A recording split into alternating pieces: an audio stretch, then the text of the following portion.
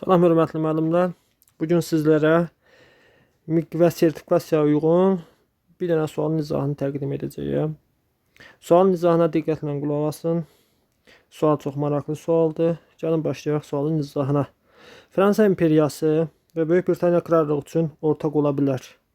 Fransa imperiyası nə zamandır? Deməli, Fransada imperiya dövrü 2 dövrdür. Birincisi 1800, deməli 4 1814.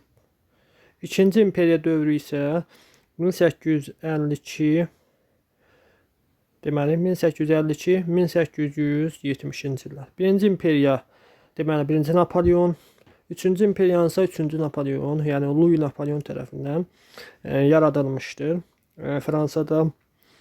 Deməli, Böyük Britaniya krallığı isə 1707-ci ildə Şotlandiya və İngiltərə birlik sazişi bağlayaraq Böyük Britaniya adlanmağa başladı. Yəni birləşərək Böyük Britaniya adlanmağa başlandı. Deməli, Çində tənzimat almaları Tiryək müharibələri ilə bağlıdır. Birinci Tiryək müharibəsi 1840-42-ci illərdə və bu müharibədə yalnız Böyük Britaniya tənzimat alır.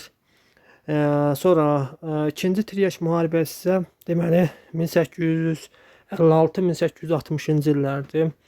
Və 1856-60-cı illərdə isə həm İngiltərə, yəni Böyük Britaniya krallığı belə deyim, həm də Fransa bu Tiryək müharibəsində qalib gəlir və tənzimat alırlar. Deməli, tənzimatı ikinci Tiryək müharibəsində həm Fransa, yəni Fransa imperiyası, çünki imperiya dövrünə düşür, 1860 Pekin müqaviləsi, həm də Böyük Britaniya deməli tənzimat alırlar. İkinci Tiryək müharibəsi nəticəsində.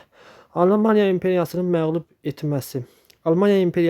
etməsi bu Birinci Dünya müharibəsi 1918 deyə bilərik və burada Böyük Britaniya deməli Almaniya imperiyasını məğlub edir. Fransada isə imperiya dövrü deyildi artıq.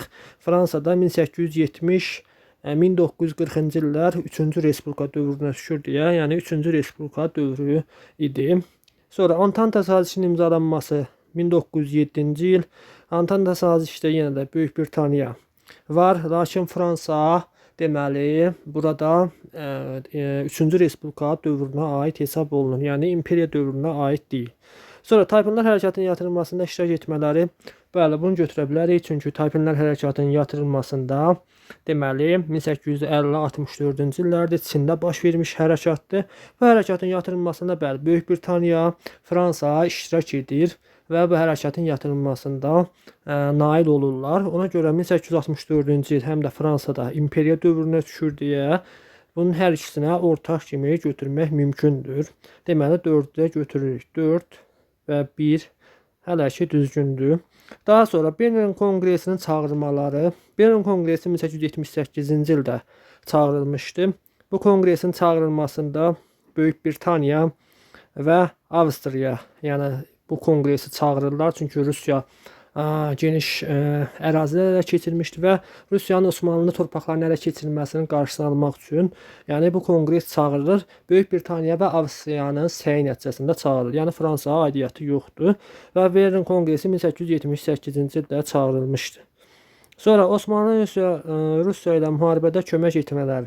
Osmanlı ilə Rusiya arasında müharibəyə kömək etmələri bu 1853-1800 deməli 56-cı il Krım müharibəsinə aiddir ki, bəli, bu müharibədə Avropa ölkələri Osmanlıya kömək edirlər və burada Fransa imperiyası və Böyük Britaniya krallığı bəli iştirak edir və bu müharibədə deməli Rusiyaya kömək edirlər. Deməli 6-da götürürük, çünki 53-56-cı il Fransada deməli 2-ci imperiya dövrünə düşür.